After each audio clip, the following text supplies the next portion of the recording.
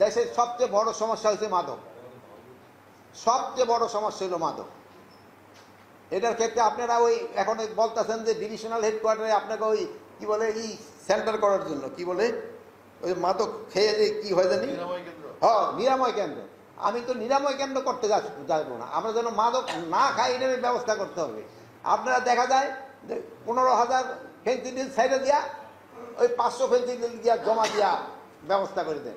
এইগুলি যেন না হয়, তা কিন্তু চাকরি থাকবো না, চাকরি কিন্তু সাথে সাথে চলে যাবে।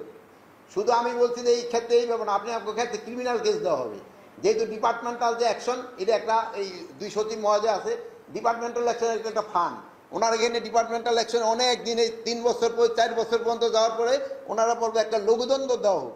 লঘুদণ্ডতে কি পানিশমেন্ট এটা আমি বুঝিও না নিজে, আর যদি গুরুদণ্ড হলো হ্যাঁ প্রমোশন পেয়ে যাবে। আর একটা জিনিস হলো সবচেয়ে ভালো, ওনাকে ওই ডিপার্টমেন্টাল অ্যাকশন নিতে নিতে রিটায়ারমেন্ট নিয়ে সে পেনশন মোটামুটি বাড়ি চলে যায়। এই জন্য আমরা বলছি যে এই সব কাজে যারা জড়িত হবে তাদের ক্ষেত্রে ক্রিমিনাল অ্যাকশন নেওয়া হবে।